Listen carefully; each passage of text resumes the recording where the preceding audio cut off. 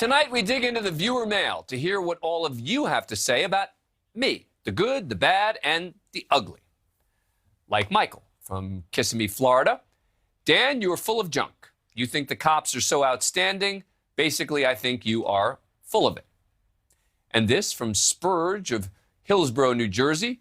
Watch the Abrams piece on media reporting of violence against police. Maybe you're too far right to report this, but why not a piece on the hypocrisy of Republicans and the far right on gun violence?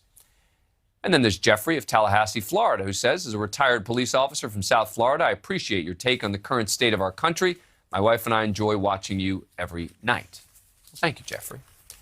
Mary from Mesquite, Nevada writes, I've been a huge fan since Court TV. I'm a conservative Foxophile, but don't be surprised when your new fan base turns out to be 90% conservative. We can handle the truth and attempt to fix it. Thank you. Nothing will surprise me, including that someone else who has been a longtime viewer does not agree with you. Misty from Tyler, Texas says, I have always enjoyed Dan Abrams, mainly years ago with his trial coverage. I look forward to a fresh, fairly neutral take on news, but it's not just more liberal lecturing like the majority of what's already on. Misty, I'm sorry that you feel that way. I hope you keep watching and keep giving us a shot here. Elizabeth from Escondido, California writes, I really enjoyed watching Dan Abrams on News Nation. Many of the stories Dan covers are not covered anywhere else, or if they are, just glossed over. Appreciate the in-depth coverage. So-called news shows are so biased, either right or left, I can hardly watch anymore. I agree with you, Elizabeth, and I hope that that's what we're doing here on the show. Now, Rick from Cedar Rapids, Iowa, had a very specific question. He asks, Dan, you seem like a reasonable guy, but you belittled the ongoing effort by, as you said, the left-leaning media to keep January 6th in the news.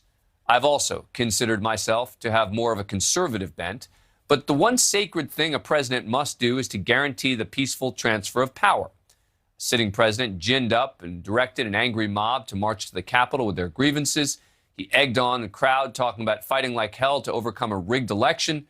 To this day, President Trump refuses to admit that he lost, fomenting anger and distrust of our political systems across the United States. Seriously, if you don't view an attack on the physical structure at the heart of our democracy and the system by which our democracy runs as one of our darkest days in political history, what would you view as serious enough for ongoing coverage to ensure this never happens again? Please, no BS. If you're truly moderate, could you please try to explain how this is not the biggest story of the decade? All right, Rick, thank you for the note. What I said was that I think the left-leaning media spends way too much time covering the ins and outs of the January 6th Commission.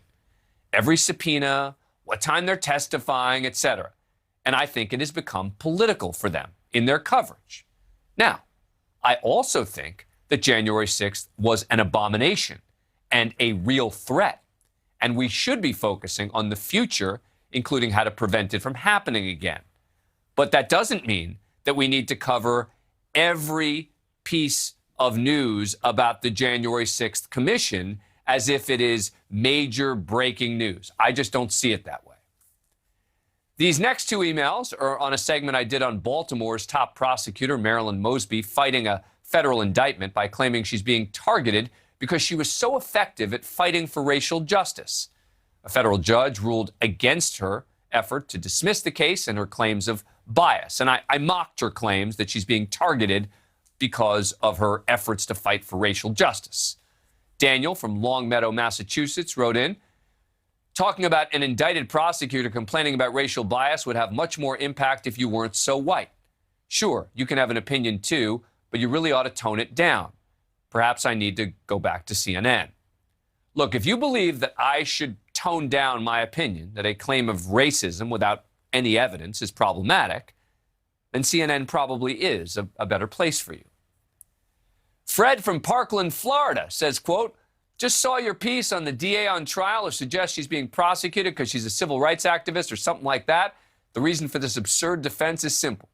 You said it yourself. She's running for re-election in July. She's merely looking to win in the court of public opinion, so she'll be re-elected. They hate me because I'm defending you. Unfortunately, it might work. Darlene from Summertown, Tennessee, has a suggested topic for us. She says, cursing and morals. Would you do a segment on this topic? Movies, social media, etc., use it to the extreme. This is one of many things that has led to the decay of morals in the world.